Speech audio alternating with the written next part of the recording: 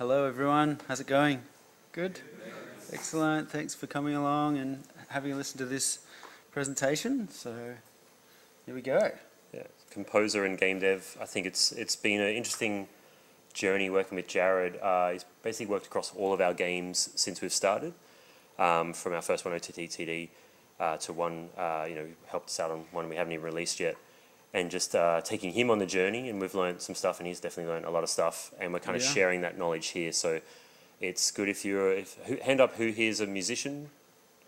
Okay, wow, okay, yeah. So you're going to learn a lot, more of how you should be dealing with game developers, and then if you're a game developer, how you can work better with composers, because Jared had almost zero knowledge of game stuff before, and so you have to work together. Yeah, and I'm still learning. I mean, this is all related to mobile games as well. So I've never done a console game, so that would be a whole nother kettle of fish. But we can share what we're going to share today in relation to mobile games and our collaboration. So I hope you enjoy.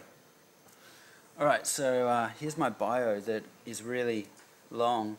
And Ash thought it was... Yeah, we did a rehearsal, first round, and then Jared spent 40 minutes on this slide, and I had to go no, so we're cutting it, so now we skip over that. So we skip over that, and basically what it comes down to for me, which is kind of fun, is extreme contrasts. So for me, as a musician and composer and collaborator, I've had some really fun contrasts which have sort of informed my musical background and knowledge and skills over the years. So for example, one would be playing in a bush doof in Bellingen at 5 a.m. and then on the flip side, playing on Sunrise with Delta Goodrum at 5 a.m. And then some of the other opposites were playing at the Sydney Mardi Gras after party, and then the opposite would be playing with Jimmy Barnes for a charity event. So very sort of opposite. He made a lot of kids cry. Yeah.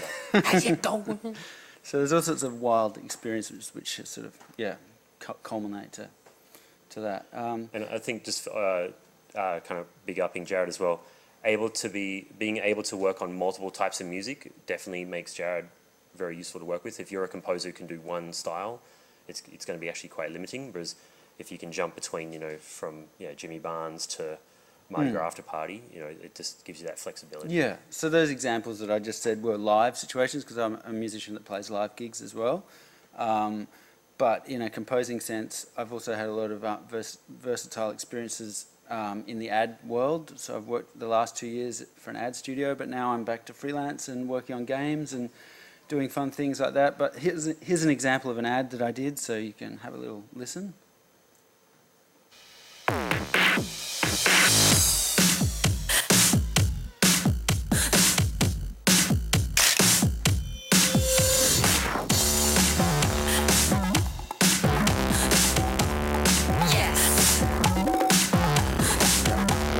So you get the picture. And here's a contrasting example. So you've got so this is a documentary I did for Nat Geo channel, where it's all very orchestral and much more underscore type of composing. So check this out. The first photo I ever took was a travel photo. I was 10. I was on my first big overseas trip. I remember the moment. Oops. The click of the shutter must have made a deep impression. Even from that early age, I saw a fantastic connection between travel and photography. So so there's a bit of background, different types of music that I compose and produce. And I like in that one I said, do you just look up Nepalese drums and then download that and then add that to the mix? And you're like, no man, I did my own drums. Yeah, so I sort of try to compose as many things for real, if and when the budget allows, get in session musicians, string quartet to play on things. But so here's a photo of my studio, my home studio, and I'll just quickly blast through some of the gear in there, nerding out a little bit. So there's a vintage Roland Juno 106, and there's a Spring Reverb from California, Apogee from California, Overstayer, California, Vintech, preamp from California, Sherman. There's a bit of a theme going on here. Yeah. So Fender from California, and then there's the Mac, which is definitely from California, although made in Thailand, I'm sure. But so there's a whole bunch of fun toys, and then there's so I have a bunch of synths and obviously all the software and stuff, and then some other real instruments like the congas and djembe. Which is the nerdy version of bongos, right? Well, kind of, yeah. Yeah. My aunt used to tease me that I was going into a career in playing bongo. Yeah. So yeah, No, you should have corrected it. No, the djembe. Yeah, I should have. Djembe on toast, please. Yeah, smash djembe. Yeah. So then there's a piano and a drum kit, of course, there. Everything else has a technical name, but that's just piano Yeah. and drum kit. Yeah. Where it's not from California, so it doesn't get called out. So some of the software I use is Pro Tools, which I used for like 15 years, and then recently switched over to Logic Pro, which I much prefer, although both of them have good uses. And here's some of the music software that I use when composing. So Complete, Omnisphere, a whole bunch of different plugins for manipulating the sounds, like Sound Toys is my favorite one there for mashing up and crunching sounds. And so there's sort of like I started out with a 4-track. I can barely believe it myself, but yeah, when I was a teenager, I was making music with my old cassette. I don't know why I still have it. Anyway, I was able to dig it out, but maybe I'll be able to release some game soundtracks on cassette soon. That's sort of coming back, And I think even for me, it doesn't do music. When you see like all the software, you're just like, oh, obviously if I download all that software, I'm going to be able to make music, right? But I think it's important that you can just you can make music with just a 4-track. A 4-track. Yeah. Because it's not just like I've got to download all the plugins. Yeah, it's a very different beast. So, and then when I do live gigs, I sort of do this funny hybrid of playing drums, a sampler, a synth, and some other gadgets and things. And actually, a gratuitous plug here. You'll be able to see me. You'll be able to see me playing live tomorrow night, right smack bang in the middle of GCAP and PAX. So I'm putting on a show at the Gasso up in Fitzroy, and I've got 2 other awesome electronic acts. One who plays a set on the Game Boy, chiptune style, Jamatar. So that should be really fun. 7 people on djembes. No. Yeah. It was surprising for me when Jared played, or we saw him play our track live, and it's like, oh, you don't just push a button. He was literally playing, like, hitting it off and playing the drum sounds. It's like, oh, it's a lot more physical than I was imagining. Yeah, so. It's fun to make it a show and, make a bit of noise. So, yeah. And so, a bit about me. Made my first game in 1998. I actually studied graphic design, got my first real job in 2000. I started an agency called SOAP in 2002, and we started SMG from that in 2013. But really, it's about the team. This was the team back in May, but we've grown since then. It's quite an eclectic mix of people, although we do now have a female developer on the team. It's funny, like, side note, I got called out for being like, hey, I went to hire someone, they said, yeah, I don't want to work with 12 white guys. So sorry, Nick Hill there, it's like, he's our token white guy. Indian guy, but yeah, it's not by choice. It's just that's how we turned out. But yeah, it's the team that we have. All have different skills, and I think there's like Ilya in the top right, who's you're gonna see all of his kind of music briefs to Jared. Here he has quite good music knowledge, and so that's definitely helped the collaboration. Because if I just gave music briefs, that'd be terrible. The software we use is Unity, as a lot of studios do, with 3D Max and Maya.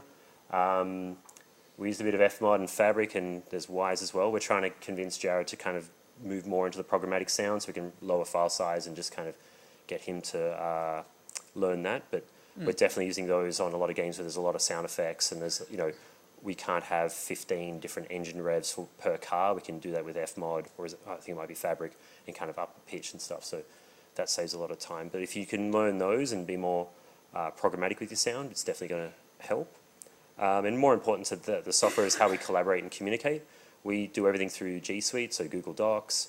I hate Jira, but we use Jira, Trello, and Slack. Jared hadn't used Slack before. We use that to collaborate and kind of share files and have that constant stream of chat. Yeah, that was good. And as a composer, it might seem like, if you can say, oh, you know, I know how to use Jira, Trello, and Slack, it might seem like, oh, who cares? But that just shows that you can communicate well. And a lot of times you're not going to be in the studio, you're going to be remotely working from your studio.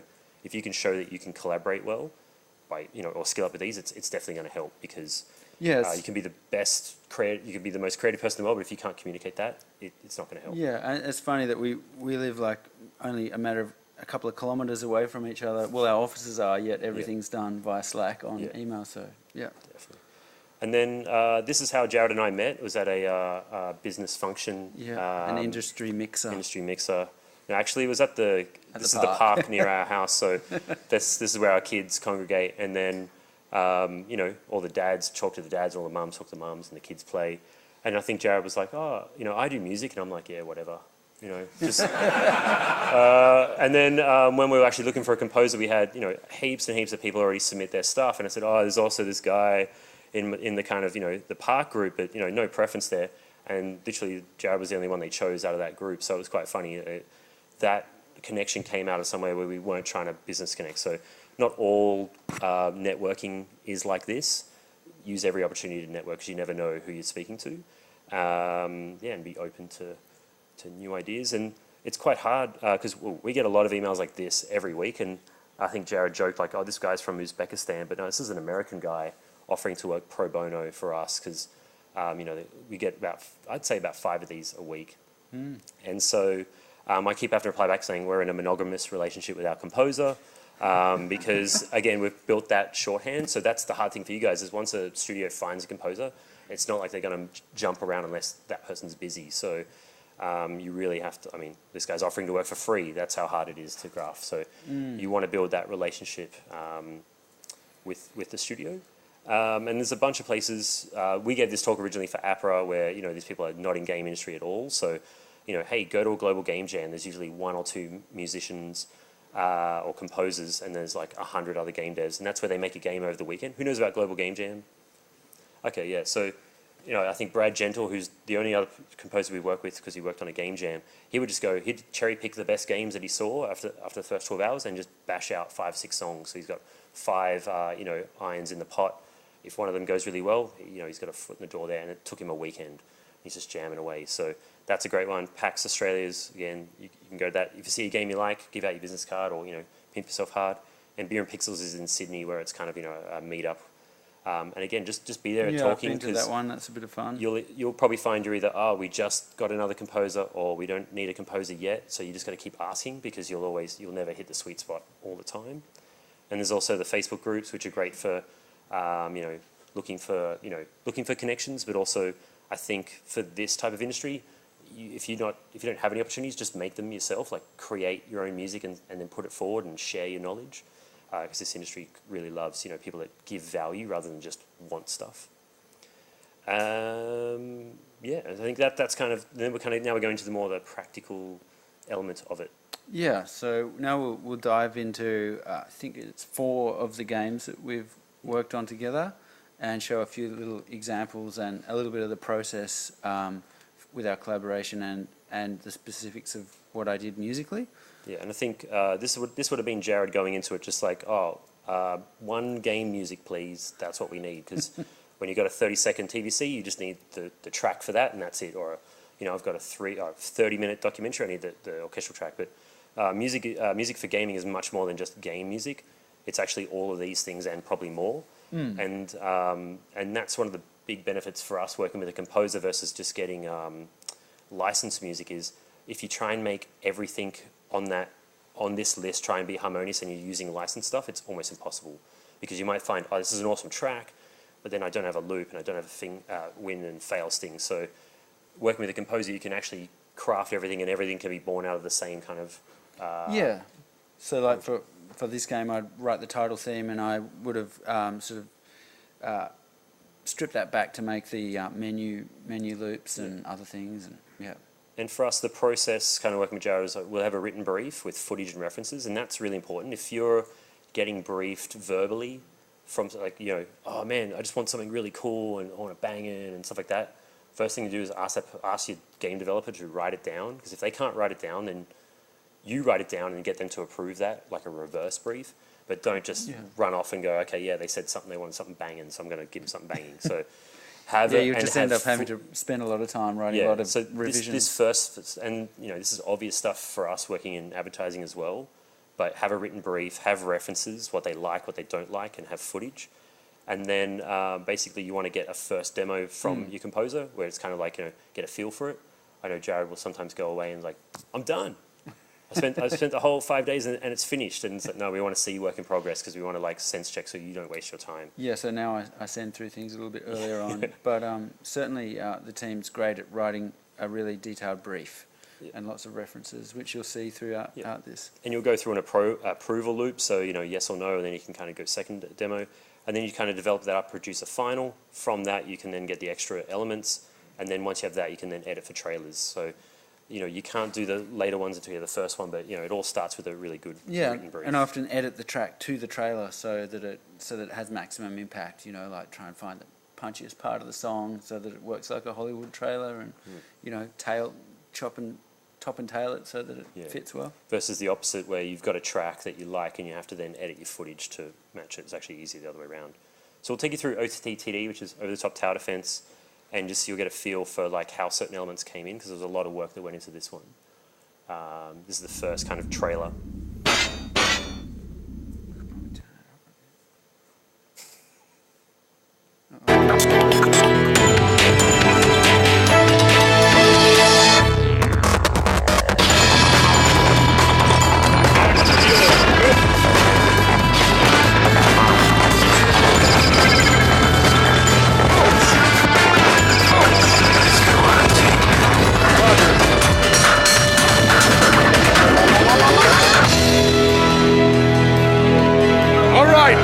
Let's finish this!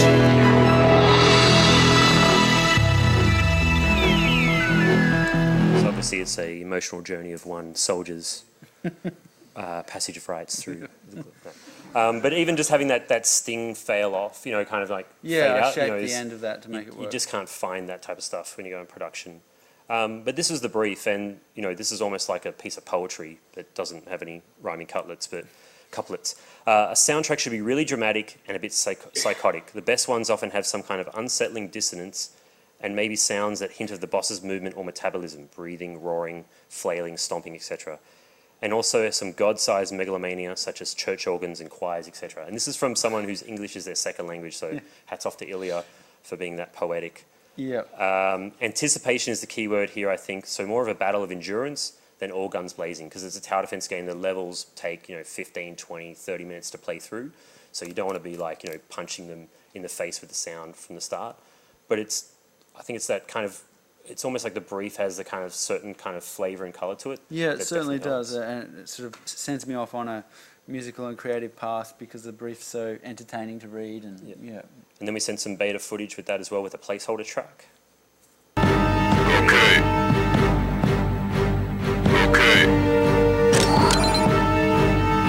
And it's just one of those that becomes quite annoying. So then we go into your process. Yeah. So first thing, reading the brief quite thoroughly.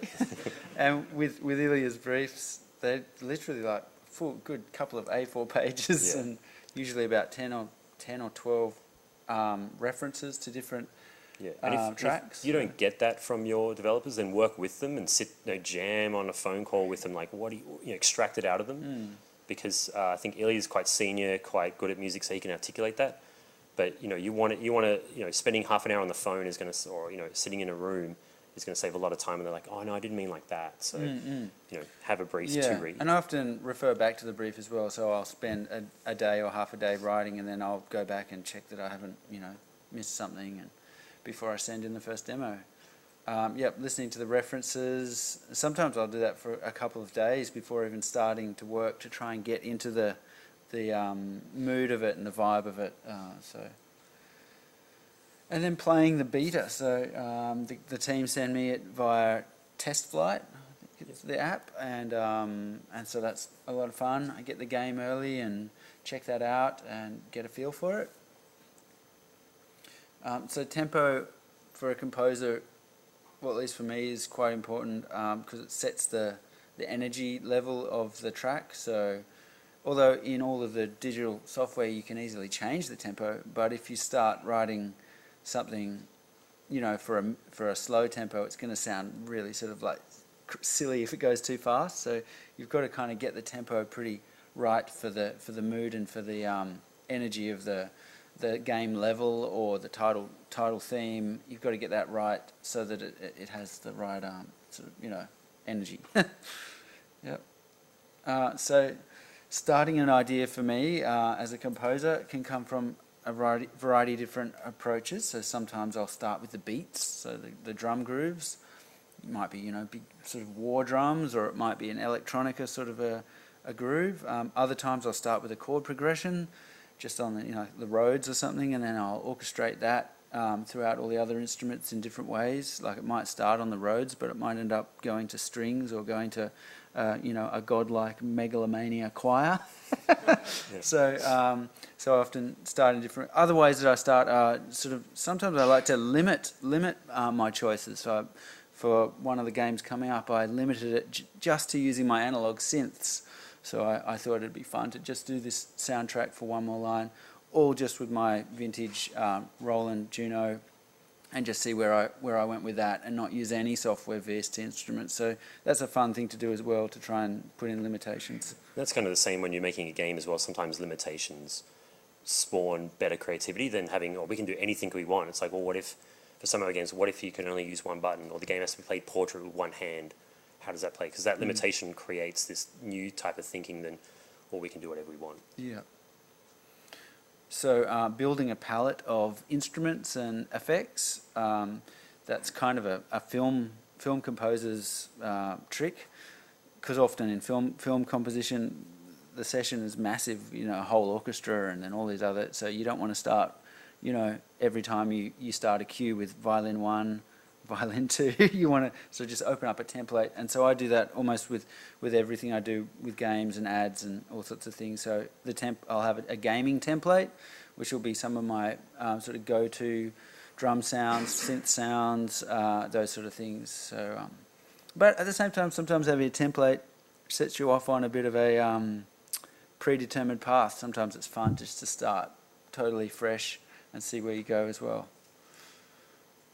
So the structure of what you're writing, depending on what type of game it is, for the game that we just showed, OTTTD, it was all quite long form, so it's 6 minutes, because the player would be, it's a strategy game, so the player would be in the level for 5 or 6 minutes. So I'd try to make the structure so that it was not too distracting, but also so it had a bit of progression to it and wasn't too, you know, looping and boring.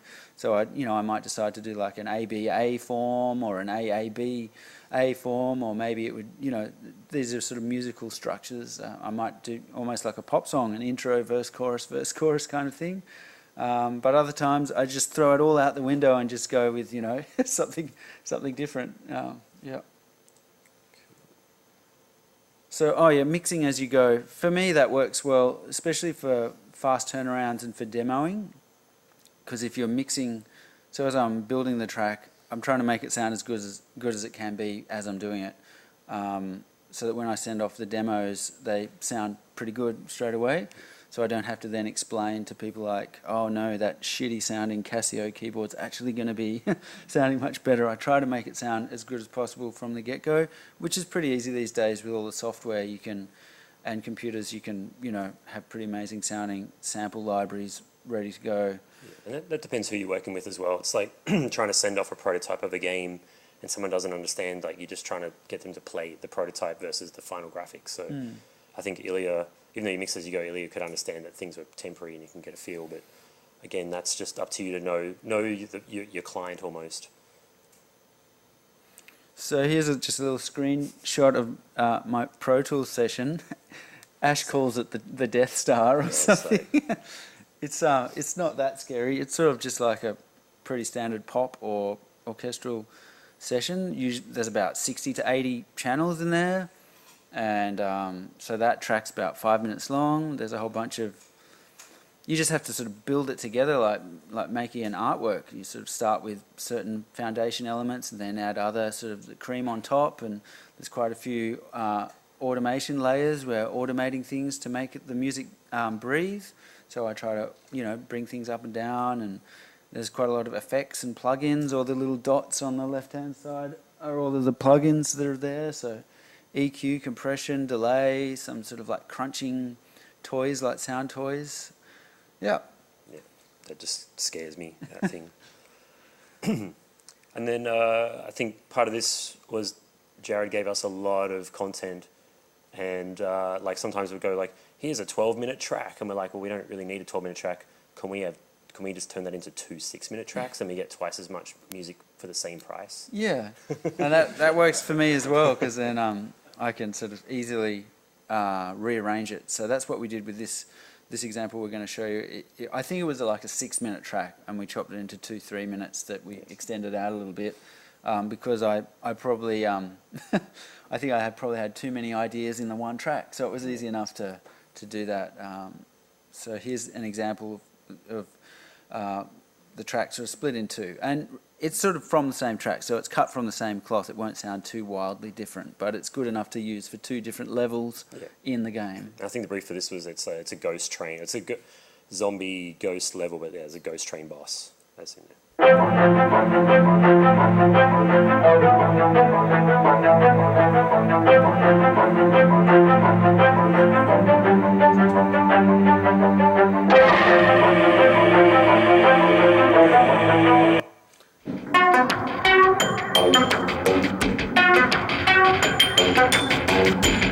This one sounds very train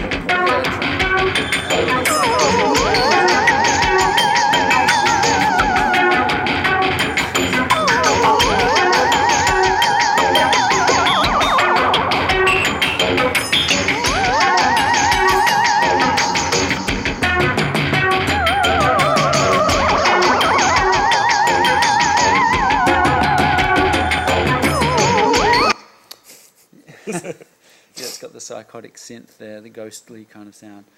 So another thing I like to do is use of live instruments. So for me, because I went to the conservatorium in Sydney, I studied classical piano and orchestral percussion and drum kit. Putting drums and percussion in my soundtracks is a sort of second nature thing for me to do. But for other musicians, if you're a violinist, obviously you would want to put some violin in your soundtracks. I sort of put in other things as well, like guitar, and if I need a violinist, I'll book a violinist. Bongos, yep. So live instruments can really add some oomph to the soundtrack, and can sort of just give it a bit of real air and energy, that a live instrument can only do that a plug-in or a software instrument can't do. I find that it adds to the kind of groove and the sort of human element of the tracks. So although it's not always possible and not necessary, but with some, like for the next game, One More Line, all of the drums and synths are all just human played, which I think, and that one actually was quite well received by the fans, so maybe that's something in it, yeah. So play that.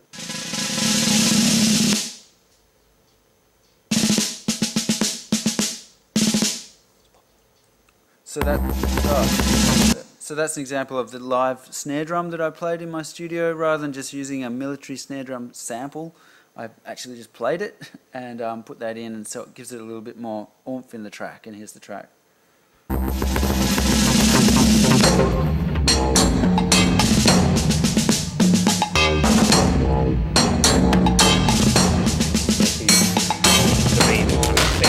Yeah.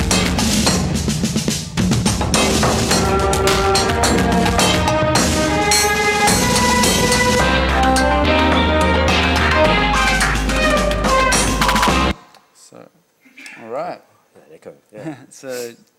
So from that, we kind of we went from building a game in a year and a half to building a game in a month, because we went insane building a game in a year and a half. So we created One More Line, and we'll show you that. Then we'll kind of go through some of the similarities and differences of the briefing process for that. Yeah, and so they're very different games. Like OTTD is like 6 levels, so I wrote 6 tracks for that, and a lot more sort of UI and menu loops. And One More Line was a very quick game to make, and it just features 1 track.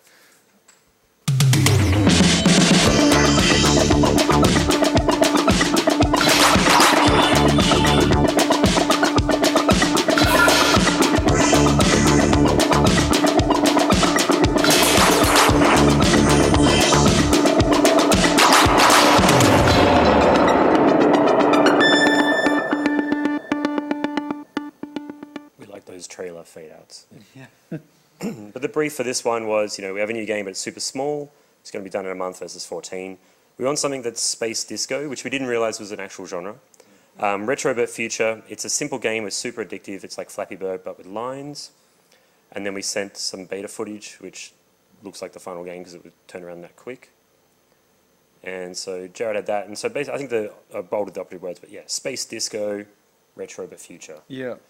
And then Jared gave us a 5-minute long, awesome track, which in game land or mobile game land, 5 minutes is like an eternity. Yeah. So we got Jared in and I said, Jared, here's the game with your track implemented, have a play. And he's playing it, he's like, I keep dying really fast. No one's going to hear my track. Yeah. No, it's like, this is still the intro. And Jared was like, no one's going to hear my track. And I said, that's why we brought you in, Jared. We're going to have to cut that epic 37-second intro in. Yeah, so...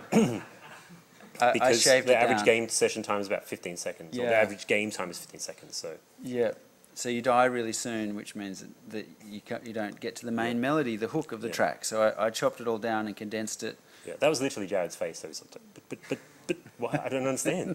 Because he went from OTTD, which is like 20 minutes, to 15 seconds. So yeah. So he gave us a shorter intro to get into the beat faster. So. Still got to have something.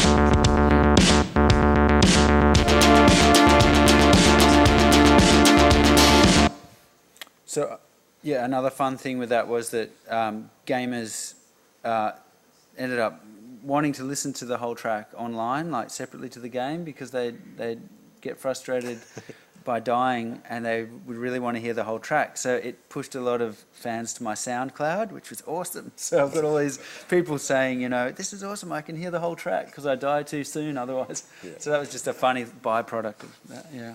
And so with, as well as the track, we need UI sounds. So we need 5 beeps and boops that should feel harmonious with the track. Oh yeah, so these are, I should explain, as a musician, composer, these are sort of music-born sound design, separate to a traditional sound designer who would do all of the gun sounds and the car sounds and the feet stomping. So I don't do that sort of stuff. But I don't do feet. No, I don't do feet. But so all of the music-based sound design.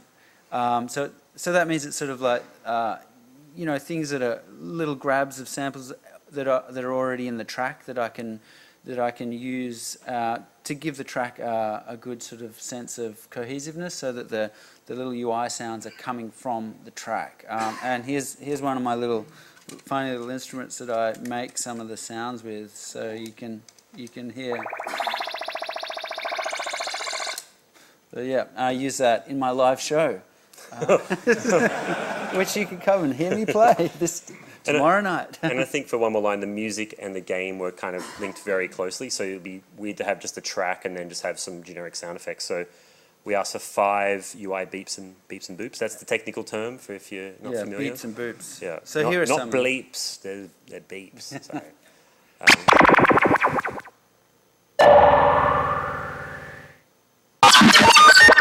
don't know about that one. So yeah, so I like to try and make my own sound design elements rather than just going to a library and going, sound design grab. So I do it with my own little synths and my own sort of array of pedals. So I've got all sorts of delay pedals and distortion pedals, and using analog synths to try and create things that are unique and that haven't been used on other games. Yep. And then this is the brief. We thought it'd be great to have some cheesy vocoder one more line sound effects play after the game, because as we were play testing, because we had the music going, we're always like going one more line or one more.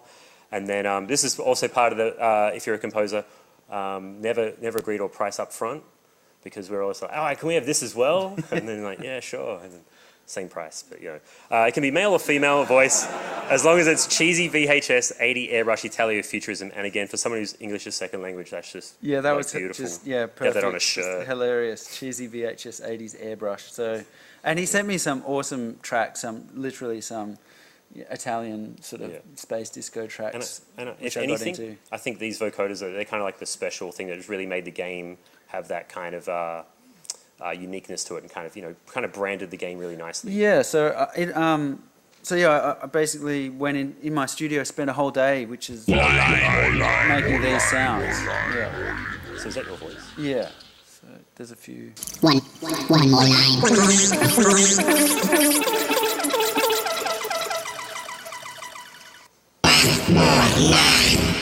Let's give the next one to you. One more line. That might be the last one.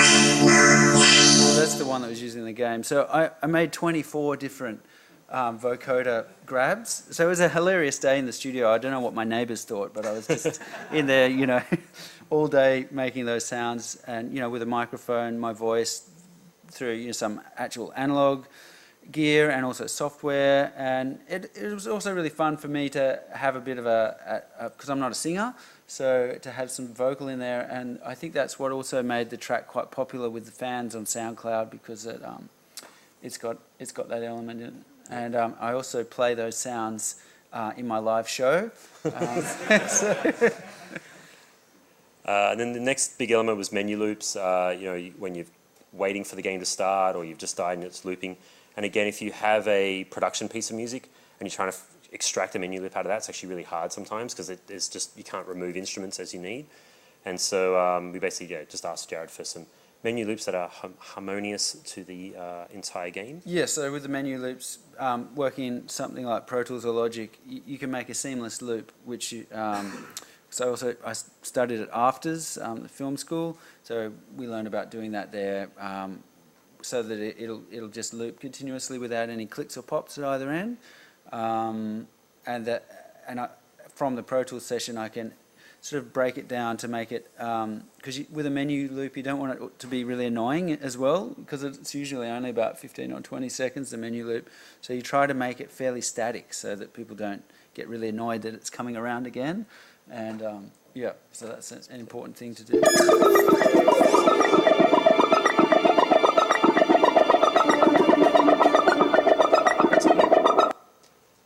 And then we had fail stings. So when you die in the game, the gameplay will pause, the music slows down with code, so we kind of like wind it down. And then we need a kind of tape rewinding that you can loop, kind of like a tape recorder being rewound. So you could loop like for 1 second or a couple of seconds as the game happens. And so there is no way to win in the game, so we only have a fail sting rather than a win sting. But yeah, again, this was really good to be able to like extract that out. Yeah, so I was able to, in a digital audio workstation, a DAW, it's easy to just grab a file and reverse it. I sort of tweaked it a little bit and faded it and made it, and chose one that worked well with the image, with the video. So check it out. You can see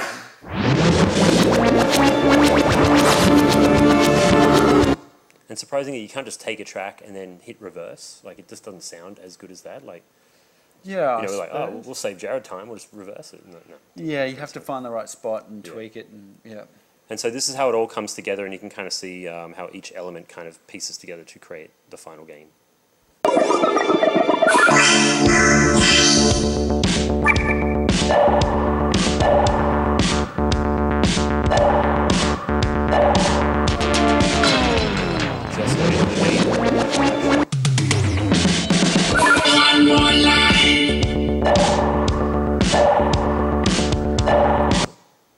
That's it. Yeah, so, and here's the SoundCloud page where it's up to about 19,000 plays for this track, which is amazing for me. I mean, I'm no Flume with millions of plays, but for an obscure sort of indie... Look out, Flume. For an obscure indie mobile game, that certainly was really encouraging for me, and really fun to see these sort of comments, by the fans. So Jared had also never seen the word amazeballs before. Yep, so I learned something there. Added that to his lexicon. Yeah, I mean, for us, the track was a really popular part of the game, so it's good to have something that wasn't just a throwaway thing, it was integral to the game's success. So. And the team are also really great that they put a link in the games to my website where people can go and listen or buy the soundtrack, so that's certainly been a good sort of integration. Cool. And so the next game we had was Thumbdrift, which was a car game, and kind of slightly, almost OTTTD meets One More Line, but we'll show you the trailer and then we'll go into a couple of things with that.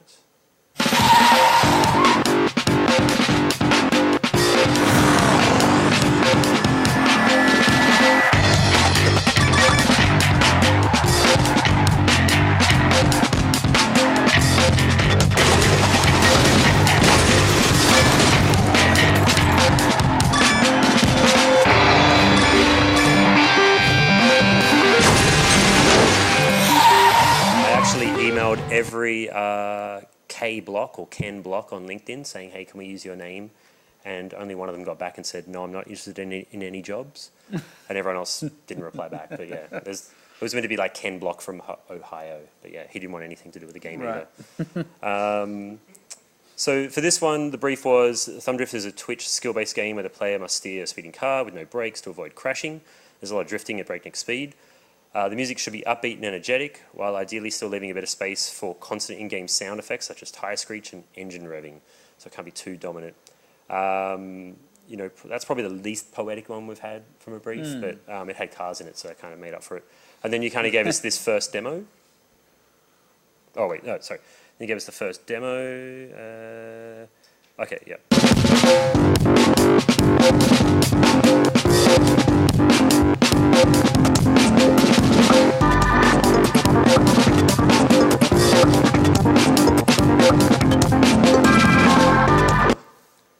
And so our feedback was, this track has exactly the right kind of vibe and core, the beat. The first 14 seconds are the shit. But after 14 seconds, it kind of went down. So we needed to sound like what this guy would listen to. His favorite music is not made by a Canadian teenager on his MacBook Pro.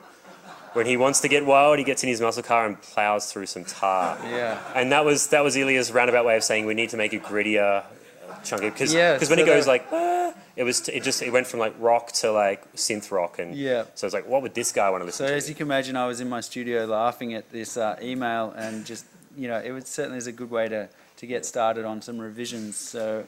And again, your feedback and briefs don't have to be all verbal. You can be visual, like I want this in musical form. You know, he just says 1,000 words type stuff. So, so what I did was I added more distortion. Of course, it's the same track, so you know it's not going to be wildly different. But it's I've just added more distortion, real electric bass, and just kind of grunged it up a little bit. So hopefully we'll be able to hear the.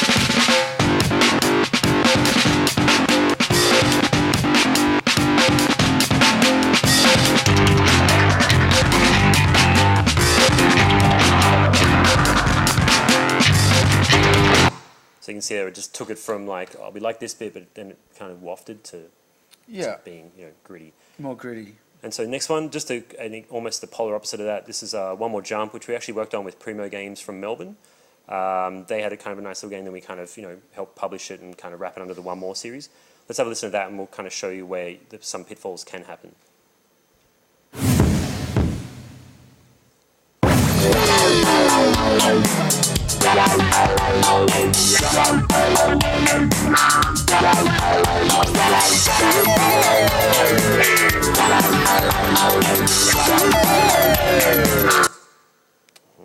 Oops.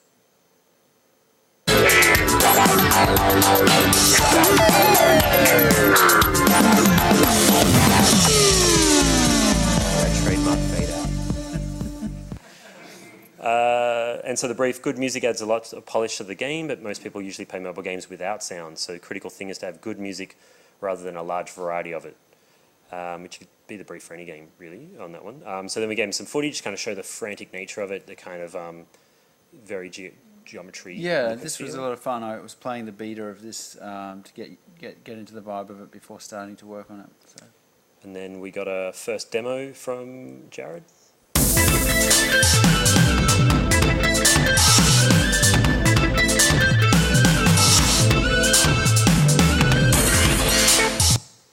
And then I like this track just by listening to it on its own. But is like the worst word you can get. Like if you get that as feedback, you're like, whoa, anything before the but, you can ignore. But we spoke with Primo and we made a list of some of the things to try and make the music fit tighter to the gameplay pace. They wanted to feel like a boss while while playing stompier beat, clubbier and crunchier, less loungy, more bassy and gritty sound. So what actually happened was Primo got the sound and the demo, and they're like, oh, okay, yeah, we like it. And then after a while, we're like, do you really like it? It's like, oh, no. And then we had to extract that feedback out of them because they didn't realize they could give feedback. They were just like, well, you get the music and it's like a chef. Like, that's what you eat. And so it's like we had to, Ilya sat down with them, extracted out what they didn't want, and then articulated it. But if Ilya wasn't in that mix, you know, they might have just gone like, oh, I guess that's what we got. And so it's really important to make sure that, you know, you don't just get, oh, it's good. You know, you want it to be great. So, oh, yeah. Yeah, so I was reading a book around about that time when we were putting this talk together and remembered this quote from John Hegarty, so good is the enemy of great. So to always try to, you know, make your track as best as it can be and not settle for just good or okay. So yeah, you don't want, it's good because that just means they don't have any feelings for it. You want people to have feelings. And that was a big kind of learning. You know, it's weird because, you know, we've given feedback. I've run an agency for 15 years, and for someone to think that you can't give feedback, it was like totally foreign to me. We didn't realize, like, you know, we had to, and again, we're via Slack, you know, we're trying to extract out of them that they weren't happy. So we got a second demo. And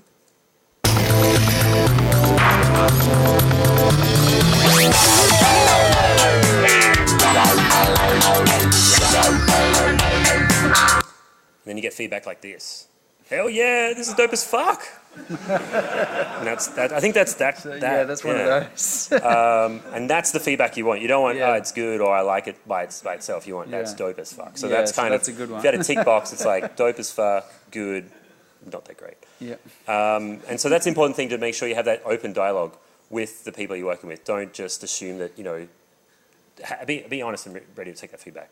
So, yeah. top 5 tips. Well, Ash told me that people like lists in these kind of you know conferences. So yeah, look, so here are a few lists. Already got the notepad so out. Get your pens just out. take a photo at the end. Yeah. Don't take a photo as it goes because you're just taking 5 photos for no reason. Yeah. So don't take a photo yet. So clarify the brief. That's important. You know, read the brief. Check that you know you understand what the intention of the brief is. Yeah. Listen and check your music mixes on different speakers. This is fairly important for gaming. So I sort of send my mixes to Dropbox, which then I can play via the Dropbox app on my phone and check that they sound good on the speakers and also on my shitty iPhone earbuds. I also listen on my good Sennheiser headphones. There's not much point checking it in your car for gaming. Unless you're one of these people that has a WRX chopped in half and set up ready for gameplay in your lounge room. But yeah, so checking it to check that your mix works well on different speakers. Take feedback and creative criticism well. And give it as well. You know, feel free to, like, whether you're receiving it or giving it, you just got to, you know, don't get all snooty or don't get emotional. Like, you know, that's probably the biggest piece of feedback we have, that, you know, learn to take it well, you know, and nothing's personal. It's like you don't want to have to sugarcoat everything. Yeah, it wastes time if that happens. It's more efficient to just be really clear about what, you know, if you need a revision and what needs to be changed in it so that it can, you know, work well for the end result. Yeah. And don't take feedback like, oh, I don't like it, or it's shit, or there's something wrong but I don't know what it is. Like, that's not good feedback. You need to be constructive. Say that feedback is shit. I want good feedback. So. That's a good one. Yeah. It's more about it needs to be constructive. Needs to lead somewhere. Like, you know, articulate it better. So back up your work in 3 places. It's probably pretty obvious these days. Desktop. On the desktop, in the away. system drive, and then maybe in your applications folder. As long as it's all on the one computer. No, I'm kidding. Everything on the desktop is only one click away. Yeah, like, I don't know why people put it anywhere else, but yeah. So yeah, I back it up on a separate drive, and then also in, you know, a cloud thing, Dropbox, Google, whatever. So labeling the audio files in a logical way is really important. You can take photo now.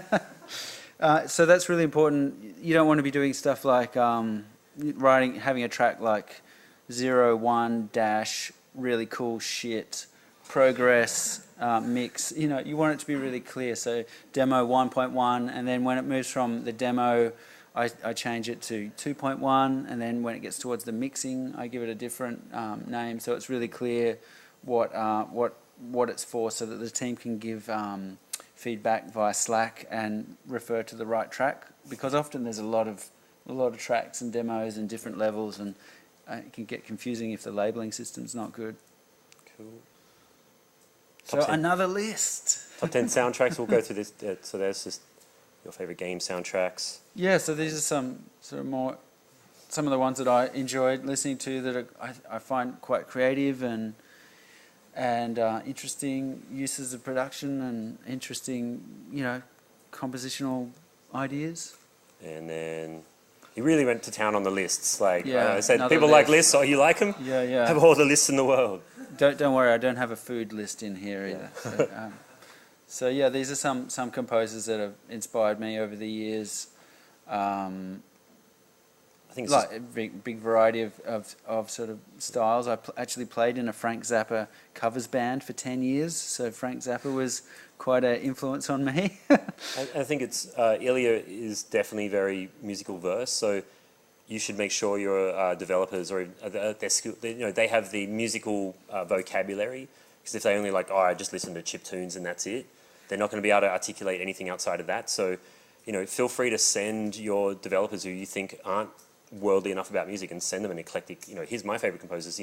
Get good on that side, and I'll get good. I'll learn more about gaming, and we'll learn more about music. So you can kind of have a more educated conversation. Because I look at that and go, that's a really eclectic mix, and it's also a good variety of styles. Yeah. And you've got to have that versus just being, I only like one type of music. Yeah, I really like to listen to a wide variety of different things, and also perform as a musician in all sorts of different styles of music, including my own. Speaking of performing.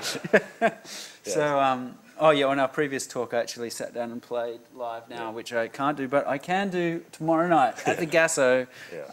So that's going to be a lot of fun, starting from 8 o'clock. It was quite funny when we were rehearsing this. Jared's very nervous and how do I write this and stuff. And then then they put him behind a drum set, and he's like, boom, banging out tunes. But it was quite a transformation. So I think it's been a really good working relationship with us and Jared. And like I said, we're in a monogamous relationship because all that knowledge we've learned in terms of how we can work together, I don't want to have to train up another noob composer, and all I want to do is make Jared better. But so that's going to be, you try and find a developer that you can work with and then just leech off them forever. Not saying leech, cling on to them forever and just have a really solid relationship because, and trust in them and they'll trust in you. And that's it. I think that's it. That's us. Yeah. Will they do questions or not? Have we got time for questions?